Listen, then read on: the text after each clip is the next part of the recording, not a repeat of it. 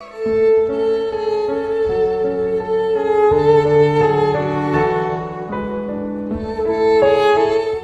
de los libros que les recomiendo para leer es El Girasol,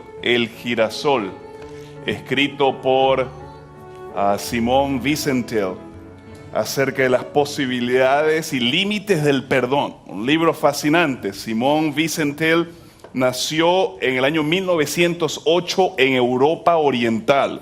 Un hombre con una familia linda, un hombre arquitecto de profesión. Todo iba bien en su vida hasta que empezó la Segunda Guerra Mundial. Y por supuesto Simón era de ascendencia judía y su esposa fue llevada a un campo de concentración. Él eventualmente también fue llevado a un campo de concentración. En el año 1942 su esposa fue liberada por una identificación falsa. Algunos meses después Simón intentó escapar, lo logró, pero fue recapturado y llevado a otro campo de concentración. Escucha esto: 149,000 prisioneros judíos estaban en ese campo de concentración. 149,000. De todos ellos, solamente 34 sobrevivieron y Simón Wiesenthal fue uno de ellos. Así que prácticamente toda su familia murió en estos campos de concentración y el hecho de que él estuviera vivo fue verdaderamente un milagro. Aquí en su libro, El Girasol, él lo divide en dos partes. La primera parte, Simón Wiesenthal comparte un episodio único, triste, depresivo, de un evento que ocurrió mientras él estaba en el campo de concentración. La segunda parte, a manera de simposio, él le pregunta a 53 personajes políticos, a líderes religiosos, tales como el rabí Harold Kushner, como el Dalai Lama, como el arzobispo de Sudáfrica, Desmond Tutu, entre otras personas, si lo que él hizo en ese campo de concentración fue correcto o fue malo. Pero, ¿qué fue lo que pasó en ese campo de concentración? Cuenta Simón que mientras estaba en el gueto, una enfermera se le acercó y le pidió que fuese a la enfermería, y al él llegar a la enfermería, la enfermera le dijo: tú puedes estar aquí todo el tiempo que tú quieras. Por supuesto, Simón se sorprendió a ver el trato tan ameno, tan amable de parte de una enfermera nazi para con él, quien era un prisionero judío. Resulta ser que en ese cuarto de enfermería estaba un chico moribundo en una camilla. Y el chico le dice a Simón: por favor, acércate. No puedo hablar muy duro. Y la primera pregunta que el chico le hace a Simón es: ¿eres tú judío? Al cual Simón, por supuesto, responde de manera positiva. Y este chico se llamaba Carlos, o Carl, apenas tenía 22 años de edad. Comenzó con detalles a hablar de su niñez, a hablar de su familia, cómo había sido criado en un hogar cristiano, cómo su mamá creía que él era un chico bueno, tierno, temeroso de Dios, pero también comenzó a contar cómo a la edad de 16 años él se unió al ejército de jóvenes de Adolfo Hitler. Y entonces comienza a narrar un episodio bastante depresivo. Cuenta el chico: resulta que en Dnipropetrovsk, lo que es la tercera ciudad más grande de Ucrania, recibimos la orden de tomar 200 judíos, la mayoría de ellos ancianos, niños y mujeres. Y la orden fue de llevar a estos 200 judíos a una casa de 3 pisos, aunque de 3 pisos una casa pequeña. Posteriormente se nos dio la orden de vaciar un camión con 100 latas de petróleo. Así que estos mismos judíos tenían que llevar cada uno una lata de petróleo dentro de la casa. Después que las latas de petróleo habían sido colocadas en la casa, llegó otro camión con 100 judíos más. Así que era un total de 300 judíos, por supuesto. A todos los colocaron dentro de la casa. La orden fue cerrar todo, dejar una ventana y lanzaron, todo esto está contando Carl, lanzaron una granada dentro de la casa con 300 judíos. Por supuesto, la explosión y el fuego fueron infernales y se escuchaban a la distancia los gritos de desesperación. Kirk cuenta a Simón allí en el cuarto de la enfermería que él pudo ver cómo una pareja logró llegar hasta la azotea de la casa, hasta la ventana, y esta pareja tenía un bebé en sus brazos. De alguna manera lograron llegar hasta la parte de arriba de la casa y la intención de ellos era brincar. Y entonces Carl les apuntó y les disparó. Esa noche fue una noche de chistes, una noche de alcohol. Pero ahora estoy muriendo. Y yo necesito que un judío como tú me perdone. Cuando Simón escucha toda esta descripción, lo único que pudo haber hecho fue salir corriendo. Y no respondió absolutamente nada a este chico moribundo, que 2 horas más tarde, pues falleció. 2 años después, Simón es liberado por los rusos. Milagrosamente estaba con vida. Pero nunca no podía sacar de su mente esa conversación, ese episodio descrito por este chico Carl allí en ese cuarto de enfermería en el campo de concentración. Resulta que Simón había escuchado los detalles del chico, de su vida, de su niñez, de dónde provenía. Venía de una ciudad alemana llamada Stuttgart, y Simón se dio la tarea de ir a la casa y visitar a su mamá, la mamá de Carl. Y por supuesto Simón quería decirle que ese chico era todo menos bueno, amable y temeroso de Dios. Ese chico era un monstruo. Pero cuando llega a la casa y se encuentra con la ancianita era viuda, ahora había perdido su hijo, la casa estaba en ruinas por la guerra, y Simón se dio cuenta que ella no merecía escuchar sus reproches.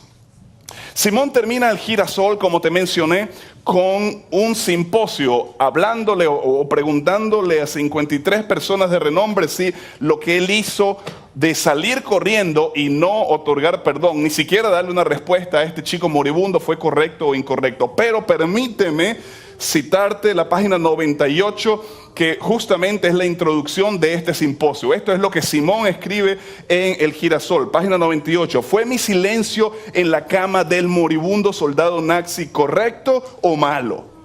Esta es una pregunta moral profunda que desafía la conciencia de los lectores de este episodio, así tanto como una vez desafió mi corazón y mi mente. El meollo del asunto es, por supuesto, la pregunta del perdón. Olvidar es algo que el tiempo solo puede resolver, pero perdonar es un acto de la voluntad. Y solo el que está sufriendo está calificado para hacer una decisión. Tú que has terminado de leer este triste y trágico episodio, puedes mentalmente imaginarte que estuviste en mi lugar y hacerte a ti mismo la pregunta crucial: ¿qué hubiera yo hecho? ¿Qué hubiera yo hecho? Ahora, damas y caballeros, el libro El Girasol no tiene una tesis, no tiene una idea central, tampoco tiene una conclusión. Y es que esta pregunta está abierta para todos nosotros. Esta pregunta está diseñada para todos los lectores. Todos estamos incluidos. Y no puede ser de otra manera, porque en algún momento todos hemos sido ofendidos. Y también, en algún momento, nosotros hemos sido los ofensores. Cuando hablamos del perdón, con mucha frecuencia nos concentramos en la otra persona, en lo que nosotros llamamos la mala, la que nos lastimó. Pero ignoramos que el perdón comienza con nosotros. Posiblemente una de las acciones más difíciles del cristiano es justamente perdonar. Y voy a compartir contigo rápidamente 10 razones por las cuales tenemos que perdonar. 10 razones, rapidito. Al propósito, si tú tienes tu boletín, adentro está una guía de estudio, por favor sácala. Es el momento de sacar la guía de estudio. Si no la tienes, por favor levanta tu mano. Mis amigos los diáconos van a pasar y te van a dar una guía de estudio. Así que si no la tienes, por favor pasa y por favor llena el espacio en blanco. La palabra que tienes que llenar en blanco va a estar en un color diferente en la pantalla y subrayada. Así que 10 razones como cristianos por qué nosotros debemos perdonar. Al propósito, la mayoría de los personajes de raza judía que contestaron al simposio de la pregunta de Simón Wiesenthal decían que no se puede, lo que hiciste está bien, no se puede perdonar porque el único que puede perdonar es Dios. Además, un acto malvado como ese, un acto de terror como ese, no se puede perdonar, se tiene que pelear, se tiene que afrontar. Y aunque hay dentro de un punto de vista filosófico y teológico cierta veracidad con ese pensamiento, rápidamente, otra vez, por lo menos 10 razones bíblicas que como cristianos tú y yo tenemos que perdonar. Razón número 1, hemos sido perdonados. Hemos sido perdonados. Romanos capítulo 5, versículo 8, el apóstol Pablo nos dice que el Señor Jesús nos llamó, nos perdonó cuando aún estábamos en nuestros pecados. Así que la razón número 1 por la cual yo tengo que perdonar es que he sido perdonado. De hecho, en el Sermón del Monte, Mateo capítulo 5, capítulo 6, el Señor Jesús dice, si tú vienes a ofrecer una oración, si tú vienes a traer una ofrenda al altar y en ese momento te acuerdas de que tienes algo con tu prójimo, ¿qué tienes que hacer? Deja la ofrenda y anda y busca, pide perdón, busca restauración y luego regresa y ofrece entonces tu ofrenda. Así que hemos sido perdonados. Punto número 2, o razón número 2 por la cual como cristianos tenemos que perdonar. Si yo no perdono, mi adoración es inaceptable para Dios. Es inaceptable para Dios. De hecho, en el mismo Sermón del Monte, el Señor Jesús dice que yo voy a ser perdonado en la medida en que perdono a los demás. Y mi adoración es nula, aunque mi canto, aunque mi ofrenda y aunque mi oración sean lindas y grandes, nula si yo no perdono. Razón número 3, ¿por qué tenemos que perdonar? En Cristo Jesús somos una nueva creación. Una nueva creación, 2 Corintios capítulo 5 versículo 17. En otras palabras, damas y caballeros, el Espíritu Santo nos da una nueva perspectiva, una nueva visión de la vida. Somos una nueva creación. Razón número 4 por la cual como cristianos debemos perdonar. Jesús me manda a que en Él tenga un alto concepto de mí mismo. Yo como cristiano debo tener un alto concepto de mí mismo, una alta estima, no por mi conocimiento, no por mi experiencia, no por mi apellido ni mi cuenta bancaria, sino en Cristo Jesús. De hecho, Mateo capítulo 22, versículo 39, el Señor Jesús dice, el segundo mandamiento es amarás a tu prójimo como a ti mismo. En otras palabras, yo no voy a ser capaz de amar a mi prójimo, no voy a ser capaz de perdonar a mi prójimo si no me amo, si no he aprendido a perdonarme a mí mismo. Primera de Pedro capítulo 1 versículo 18, he sido comprado no con cosas corruptibles como oro o plata, sino con la misma sangre del Señor. Por lo tanto, ¿cómo tú me vas a venir a decir a mí que yo no valgo? ¿Cómo yo te voy a decir a ti que tú no sirves para nada? Y nosotros debemos de aprender a aceptar la voz de Dios que te dice que tú eres la amada, que tú eres el amado. Y cuando tomamos este pensamiento debemos entender que el perdón en la Escritura, tal cual lo manda Jesús, no es para el débil, es para el fuerte. Y justamente, damas y caballeros, aquí encontramos una de las grandes paradojas de la Biblia. En la Escritura, el fuerte es el débil. Primera de Corintios capítulo 1, el fuerte es el débil que está conectado con la fuente de poder, con el Señor Jesús. Y es solamente cuando estamos conectados con el Señor Jesús, que estando débil, venimos a ser fuertes, que podemos perdonar. Ya lo decía Gandhi, el débil no puede nunca perdonar. Perdón es la actitud de los fuertes. Razón número 5 por la cual debemos perdonar. Como cristianos se nos ha encomendado, se me ha encomendado, se te ha encomendado el ministerio de la reconciliación. 2 Corintios capítulo 5, versículo 18. Por eso ese es un pensamiento que encontramos con frecuencia en las cartas del apóstol Pablo. Busca cada esfuerzo para mantener la paz, para mantener la unidad. Eres, dijo el Señor Jesús en Mateo 5, un peacemaker, un hacedor de paz, un pacificador. Tú tienes el ministerio de la reconciliación. Punto número 6. He sido llamado a interceder por mi prójimo, aún por mi enemigo. Un mensaje que encontramos en 1 de Pedro capítulo 2 versículo 9. Todos en el reino del Señor Jesús, como sus discípulos, somos sacerdotes, sacerdotisas, somos intercesores. Y en Mateo capítulo 5 versículo 48 el Señor Jesús dice que debemos ser perfectos como nuestro Padre que está en los cielos es perfecto. Y si hubo uno de los textos que me daba terror cuando yo estaba en crecimiento físico, crecimiento espiritual, cuando era un chico en la iglesia, era justamente Mateo capítulo 5, versículo 48. ¿Cuántos sermones yo no escuché de labios de predicadores diciendo, debemos ser perfectos, la perfección cristiana, debemos ser perfectos, debemos ser perfectos? Hasta que entendí que la perfección cristiana, la perfección que Jesús está hablando en Mateo capítulo 5 versículo 48, esa perfección que nada más y nada menos Él la compara con el Padre, es justamente mi actitud contra aquellos que me ofenden, contra aquellos que tienen algún tipo de hostilidad contra mí, contra mi enemigo, y mi actitud de perdonar. Razón número 7 por la cual debo perdonar. El cuerpo de Cristo tiene un llamamiento superior. Un llamamiento superior. ¿Cuál es ese llamamiento? Colosenses capítulo 3. Colosenses capítulo 3, versículos 12 al 14. Por lo tanto, ¿cómo qué cosa?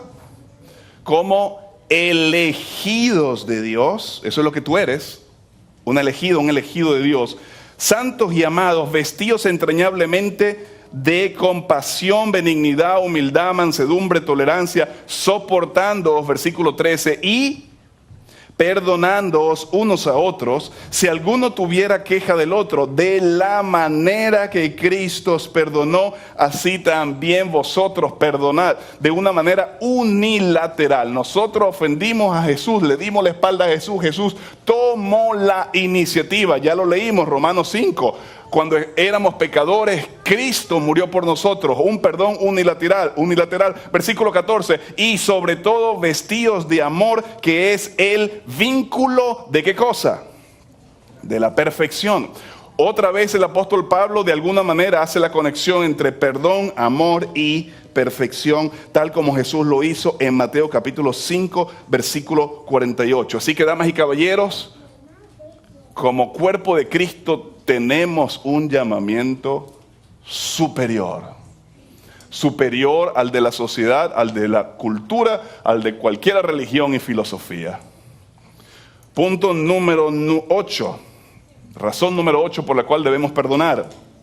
El perdón es el resultado del amor y el amor es el cumplimiento. Anota allí, el cumplimiento de la ley, según Romanos capítulo 13, versículo 8. El amor es el cumplimiento de la ley. Punto número 9. No existe tal cosa como venganza cristiana. De hecho, en Romanos capítulo 12, versículo 19, el Señor dice, mía es la venganza. Mía es la venganza. No te confundas, no existe venganza cristiana. Y el último punto por lo cual que estoy compartiendo con ustedes hoy, como cristianos debemos perdonar, es que la vida es demasiado corta. La vida es demasiado corta para vivirla amargada. Y si tienes alguna duda, por favor, lee Eclesiastés capítulo 9, versículos 7 al 10. Y tú estarás preguntándote, Eliezer, lindo lo que estás diciendo, pero ¿qué es perdón? ¿Qué es perdón? Ya entiendo que tengo que perdonar, eso lo he escuchado toda mi vida, eso no es nada nuevo. ¿Qué es perdón? Y ahora voy a compartir contigo 6 puntos lo que no es perdón. Porque con tanta frecuencia cuando hablamos del asunto del perdón tenemos conceptos equivocados. Antes de decirte lo que es perdón, déjame decirte lo que perdón no es. Perdón no es ignorar la ofensa. Perdón no es ignorar la ofensa. Y si Axel me dice, Eliezer, eres un bueno para nada, esa es una declaración bastante seria, ¿no es cierto? Y más si viene de un amigo. Y mucho más si viene de un cristiano. Es una declaración que tiene varias implicaciones. No sirves, eres un bueno para nada. Y yo no debo ignorar esa falta. Yo tengo que ir a confrontar a Axel. Porque posiblemente yo lo entendí mal, posiblemente él lo dijo con otro sentido, yo tengo que confrontar. Así que perdón no es ignorar. Número 2, perdón no es negar la realidad de la ofensa. Oh, bueno, en realidad eso es insignificante, en realidad no pasó nada. Lo que me dijo Axel, no, eso no pasó nada. Por supuesto que algo pasó, mi amigo me ofendió. Perdón no es reducir la importancia de lo que pasó. Otra vez, esto es insignificante, esto no tiene importancia. Nosotros somos adultos, justamente por eso, porque somos adultos. Tengo que resolver este problema. Perdón no es excusar o tolerar al ofensor. En realidad yo me merecía eso que Axel me dijo. Estoy tolerando. Y por supuesto el punto número 4 lleva al punto número 5, que es congeniar con el ofensor. En realidad Axel hizo bien en decirme que yo soy un bueno para nada. Estoy congeniándome con él. Y perdón, damas y caballeros, no es dar confianza. Escúchame, el perdón se da, la confianza se construye, la confianza se gana. Hace tiempo leí la historia de un chico musculoso, alto, boxeador. El sueño de su vida era abrir su propio gimnasio y entrenar a chicos de la comunidad. Por años había ahorrado para poder comprar un espacio, acondicionarlo y convertirlo en el gimnasio. Y no había podido alcanzar la cantidad hasta que su hermano mayor vino y le dijo, mira, no hay problema, yo te ayudo. Yo puedo ser tu fiador, tu cosigner. Y pues llegaron a ese acuerdo. Y entonces el hermano le dijo, mira, para facilitar el trámite, el dinero que tú tienes, que has ahorrado por tantos años, deposítalo en mi cuenta y entonces va a ser más fácil para mí, desde un punto de vista legal, para yo ser tu fiador.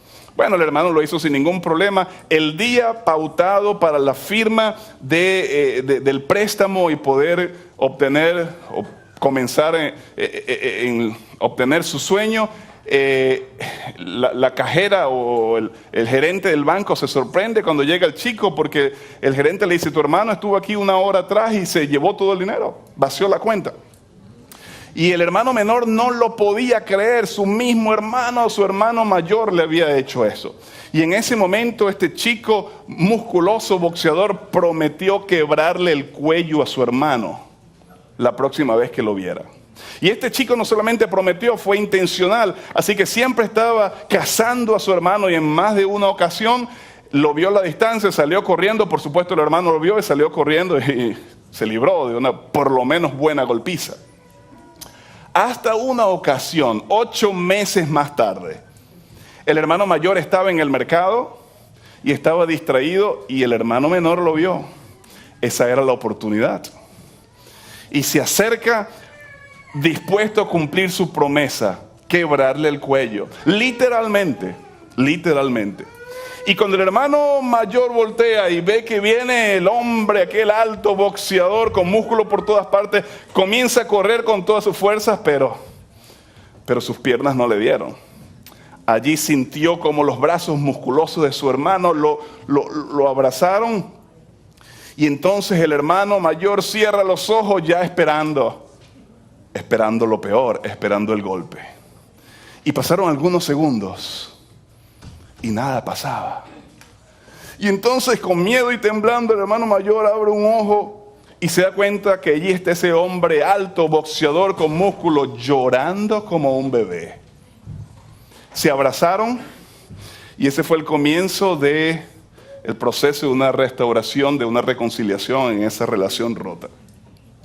Un par de semanas más tarde, estaban comiendo juntos y el hermano mayor le dice a su hermano: hey, hay una cosa que no entiendo. Tú prometiste quebrarme el cuello y me tenías y me ibas a dar. Yo sé que tú me ibas a dar. ¿Por qué no me diste? Y en eso el hermano menor le dice: esa era justamente mi intención, quebrarte el cuello. Pero cuando te iba a dar, escucha bien lo que le dijo, cuando te iba a dar, yo vi en tu rostro la cara de mi padre. Yo vi en tu rostro la cara de mi padre. Y damas y caballeros, hay una historia bíblica fascinante, similar. Esta vez es el hermano menor quien traiciona. Esaú, el hermano mayor, promete matar a su hermano. Y ahora Jacob huye gastando los mejores años de su vida en el exilio. Pasan los años y estos dos hermanos, Jacob y Esaú, quedan separados por el rencor, por el odio, por la distancia, por la culpa. ¡Qué tragedia!, ¿no es cierto? Y ahora Jacob, en el desierto, inevitablemente escucha que su hermano mayor, también posiblemente más alto y musculoso y con mayor experiencia, pues la Biblia dice que él era un cazador, venía a su encuentro. Y ahora Jacob está asustado y una de las cosas que hace Jacob es que divide la caravana, divide su familia en 3 caravanas. El primer grupo sería Bilha y Zilpa, la sierva, junto con sus hijos. El segundo grupo, Lea junto con sus hijos. Y el tercer grupo, ¿quién? Raquel junto con José, pues Benjamín no había nacido en este momento. El texto bíblico dice que cada una de estas caravanas ofrecieron regalos y se postraron ante Esaú. Algunos eruditos del Antiguo Testamento sugieren que también Jacob dividió su familia en 3 grupos para ver la intención de su hermano. Si él venía y destruía el primer grupo, bueno, ya él sabía que tenía que correr, ¿no es cierto? Y lo interesante, amigos, es lo que ocurre en el momento en que estos hermanos se abrazan, se perdonan y lloran. Y Génesis capítulo 33, versículo 10. Génesis capítulo 33, versículo 10, justamente nos da un pensamiento bastante lindo. Jacob insistió: no, halle yo gracia en tus ojos, te ruego que aceptes mi presente. Escucha esto: pues he visto tu rostro como si hubiese visto el rostro de Dios. ¿Qué fue lo que generó el perdón? La sanidad, el comienzo de una restauración en esa relación rota, el hecho de que vieron el rostro de Dios. Por lo menos Jacob vio el rostro de Dios en la cara de su hermano. Y esto, damas y caballeros, es justamente la clave del perdón. Es ver el rostro de Dios en nuestro prójimo. Ver el rostro de Dios en nuestro prójimo.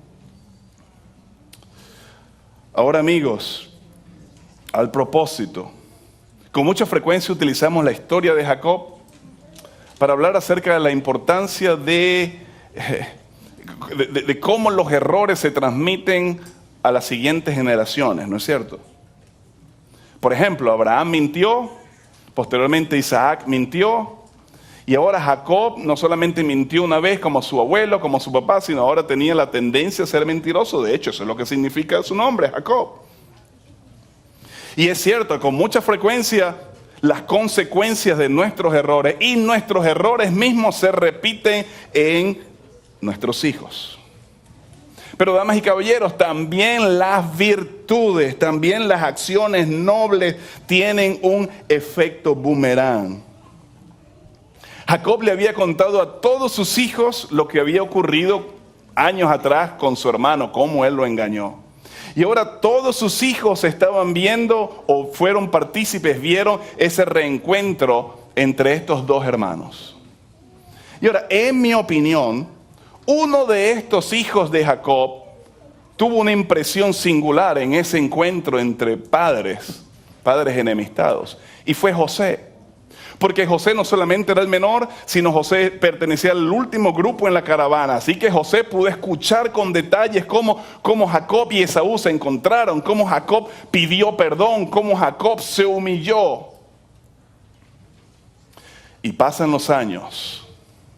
Y ahora encontramos a José como el primer ministro de Egipto. Y él ve que sus hermanos, aquellos que lo traicionaron, aquellos que lo vendieron como esclavo, que lo que querían era matarlo, vienen y José hace exactamente lo mismo que hizo su padre años atrás. Se humilló, pide perdón y reconoce que Dios usó lo malo para traer algo bueno y para traer algo nuevo. Pero entonces, déjame contestarte la pregunta, ¿qué es perdonar? ¿Qué representa perdonar? Número 1, perdonar es reconocer que todos somos humanos caídos por el pecado. Eso es perdonar. Es reconocer que hoy Axel me ofendió, pero mi tendencia es ofender también y mañana soy yo quien lo voy a ofender a él. Eso es pecado, es reconocer que soy un pecador. Ya lo dijo el famoso poeta inglés Alexander Pope, poeta del siglo XVIII. Una frase que nosotros hemos adoptado en nuestra vida diaria, ¿no es cierto? Errar es humano, pero perdonar es divino. Errar es humano, pero perdonar es divino. Número 2, perdonar es un milagro. Perdonar es un milagro. Una historia fascinante también de la Segunda Guerra Mundial viene sin lugar a duda de Corrie ten Boom. Corrie ten Boom era una dama cristiana holandesa, no era judía, era holandesa, pero ella en su casa escondió a un buen número de judíos. No solamente los escondió, sino le proveyó agua, alimento y protección. Por supuesto, fue descubierta y ella junto con su familia, por traición, fueron llevados a un campo de concentración. Su padre, Casper, murió en uno de estos campos de concentración. También su hermana Betsy, quien fue abusada física, sexualmente y últimamente murió en el campo de concentración de Ravensbrück en Alemania. Una historia triste, muy triste. Una historia injusta. Una mujer que por su compromiso con Dios y con su prójimo se atrevió a marcar la diferencia y fue castigada por eso.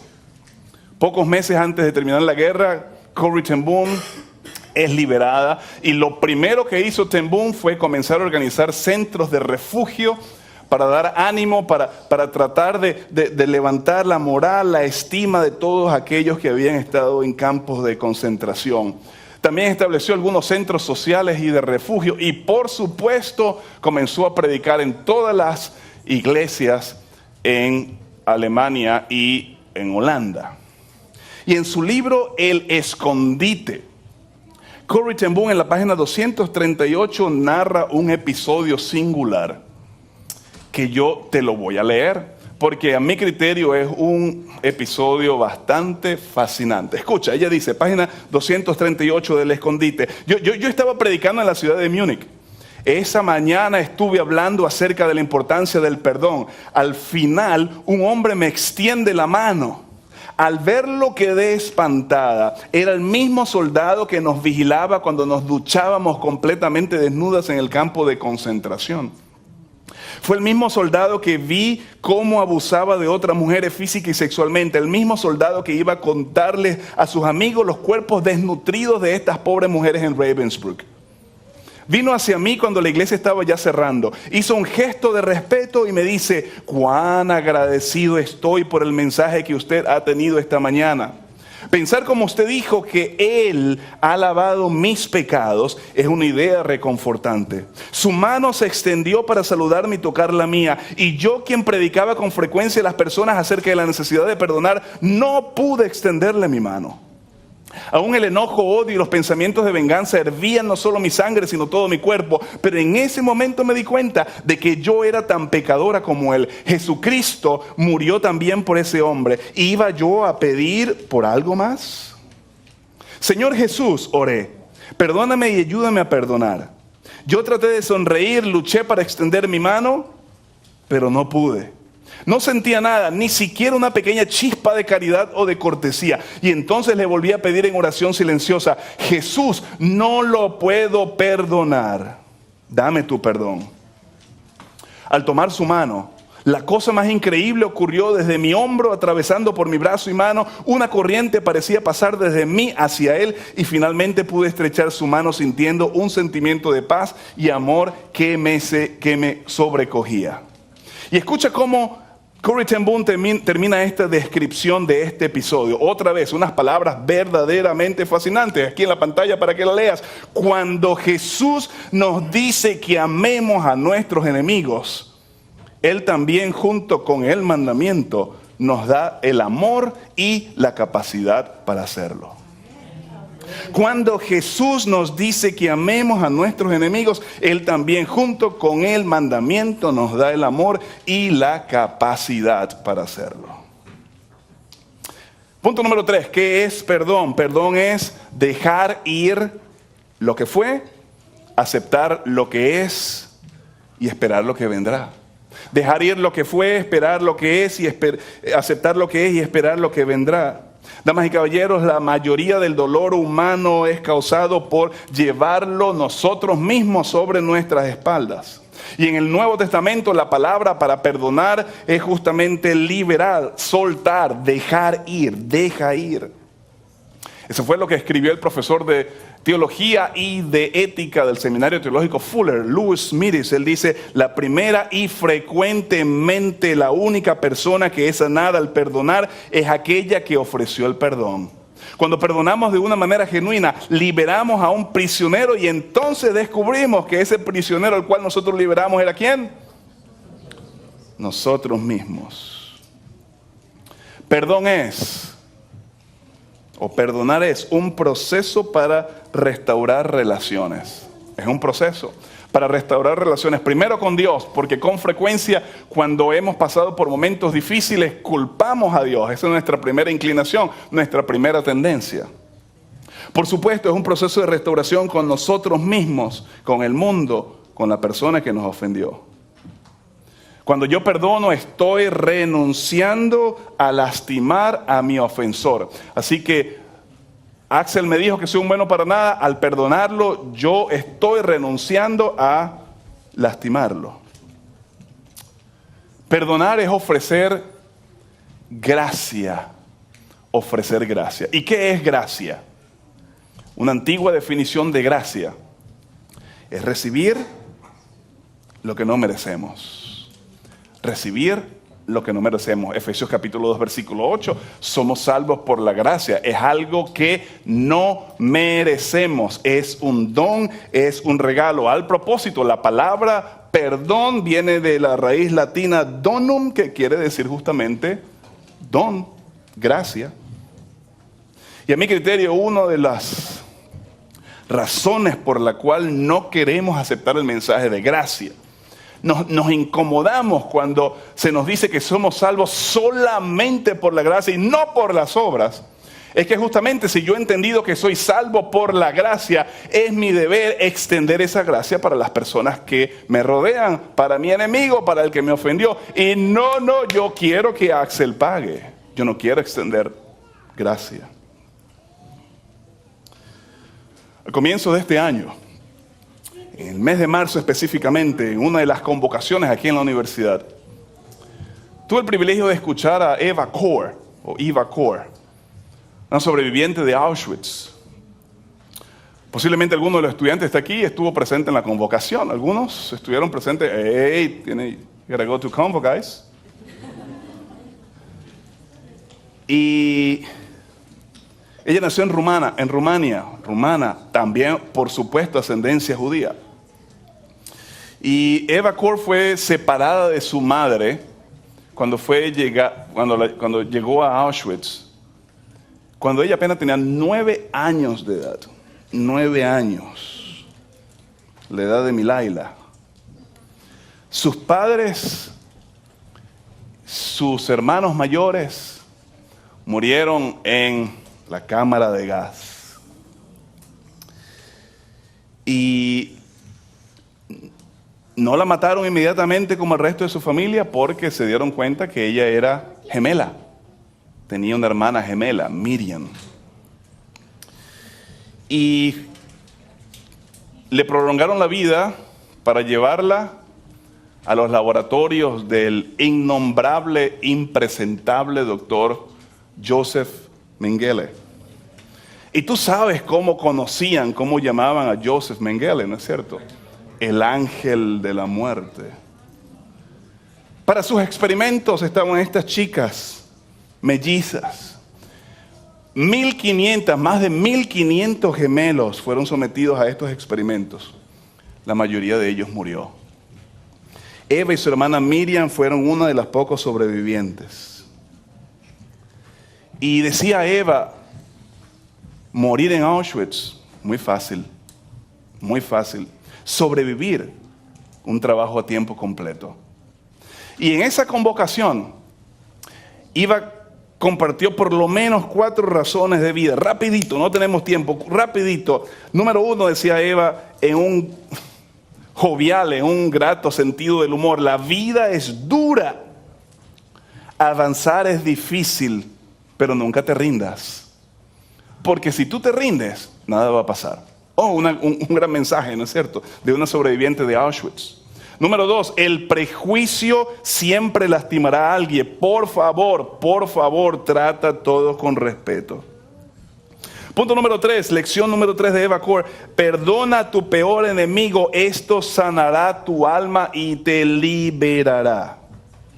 Y fue justamente desarrollando este punto número 3 que ella explica cómo decidió escribirle una carta de perdón, nada más y nada menos que al ángel de la muerte, al mismo Joseph Mengele. 4 meses le duró escribir esa carta. De hecho, hay un documental que se llama Perdonando al Dr. Mengele. Y hay 4 citas, 4 quotations, aquí rapidito, que se explican solas. Ella decía: el poder para perdonar era mío. Me sentí bien, sentí que estaba libre y que ya no era una víctima. Ser una víctima por lo que te pasó es una tragedia. Y ella terminó esta parte a todos los chicos anunciando y motivando, y a los profesores y a todos los que estaban en la audiencia: escribe una carta de perdón. Y el último punto de esta convocación de Eva Core fue acerca de la importancia de tener el control de tu vida. El hábito de la proactividad. Tú tienes que ser intencional. Yo no tengo el control sobre situaciones externas. Yo no tengo control sobre cómo otros me van a tratar, pero yo tengo control sobre cómo voy a reaccionar. Y damas y caballeros, termino con una historia bíblica hermosísima. Estoy seguro que tú la conoces muy bien, así que no voy a ahondar en muchos detalles. La historia del primer mártir de la iglesia cristiana. Me estoy refiriendo a Esteban. Hechos capítulo 6 y capítulo 7 nos muestran una descripción de este joven quien comenzó siendo un diácono en la iglesia cristiana, en la iglesia apostólica. Esteban era un chico multicultural, era judío pero hablaba el griego. Conocía muy bien las escrituras, y voy a compartir rapidito 10 características de Esteban. Ojalá yo tuviera por lo menos una de estas 10 características. Número 1, era un hombre de buen testimonio, sabiduría y lleno del Espíritu Santo. Hechos capítulo 6, versículo 3. Número 2, lleno de gracia y de poder. Hechos 6, 8. Número 3, realizaba prodigios y milagros. Hechos 6, 8. Número 4, hablaba con elocuencia irresistible. Una combinación perfecta, el Espíritu más sabiduría. Espíritu más sabiduría. Número 5, no podían refutar. Era un hombre cuya elocuencia era irresistible. No, tuvieron que mentir, tuvieron que sobornar a las autoridades romanas para desacreditarlo. Hechos capítulo 6, versículos 11 al 14. Todos reconocieron, punto número 6, característica número 6, todos reconocieron que era un hombre espiritual, al punto que aún sus enemigos, dice Hechos capítulo 6, versículo 15, vieron su rostro como el rostro de un ángel. Hechos capítulo 7, característica 7, conocía muy bien la historia de Israel y las escrituras. Punto número 8, denunció el pecado buscando arrepentimiento, mostró gracia y misericordia. Hechos capítulo 7, versículos 51 y 53. Al propósito, un paréntesis, mucho cuidado con decir, yo soy de los que tengo que llamar al pecado por su nombre. Sí, hay que decir el pecado por su nombre, pero buscando arrepentimiento, buscando o mostrando gracia y misericordia. Esto fue lo que hizo Esteban. Punto número 9, era un hombre de oración. De hecho, murió como vivió, orando. Hechos capítulo 7, versículo 59. Y punto número 10, tenía un espíritu perdonador. Hechos capítulo 7, versículo 60. ¿Sabes? Dios tenía grandes planes con este chico. ¿Sabes cuál era el plan de Dios para Esteban? El plan de Dios para Esteban era convertirlo en un misionero, posiblemente en el misionero más grande de la historia después de Jesús. Sabemos la historia, no se sentenció legalmente, ya te mencioné, las autoridades fueron sobornadas con mucho dinero y fue sacado entonces fuera de la ciudad para ser apedreado. Y Hechos capítulo 7, versículos 59 y 60 dice, Señor, no les atribuyas este pecado. Y tú sabes también que había otro personaje aquí, Saulo, posiblemente en la primera línea. Saulo consistió con el apedreamiento de Esteban. Saulo utilizó toda su lógica, toda su elocuencia, todo su poder de convencimiento. Hechos capítulo 7, versículo 58. Saulo dirigió la muerte de Esteban al punto de que fue elegido miembro del Sanedrín como premio, como recompensa. Y posiblemente, damas y caballeros, los cristianos llamaban a Saulo el ángel de la muerte.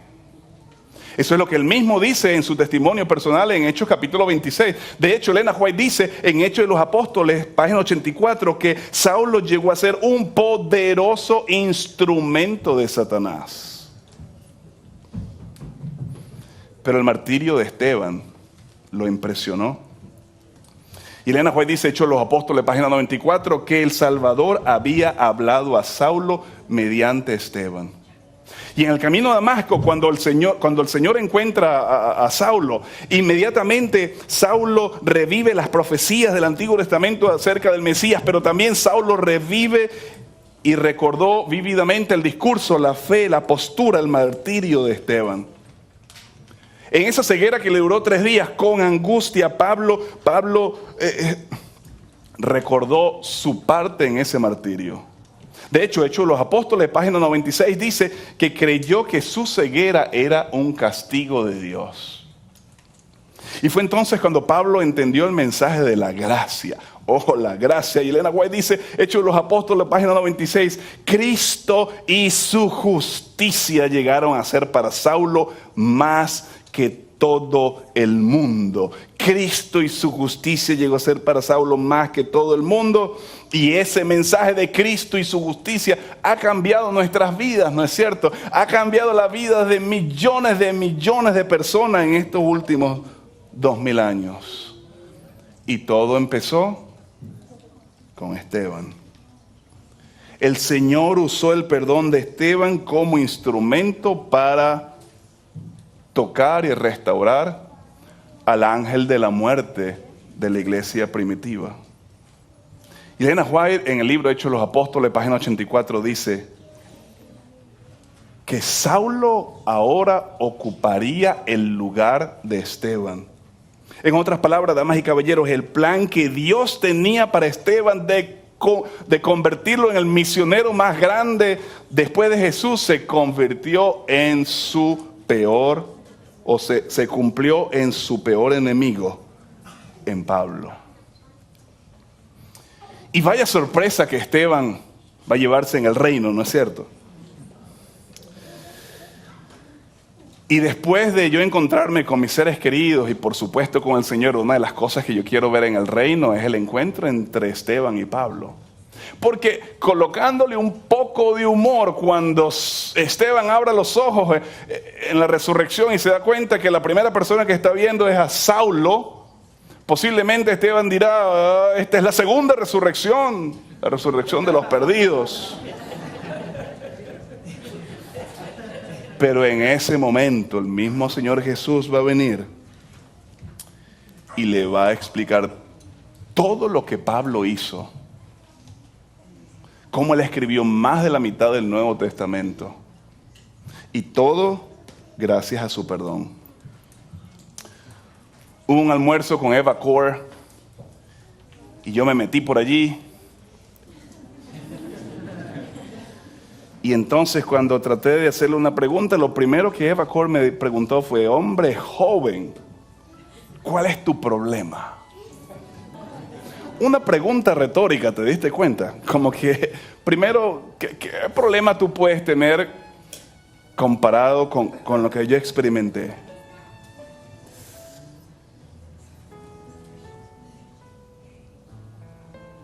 Y yo te pregunto ahora, ¿cuál es tu problema?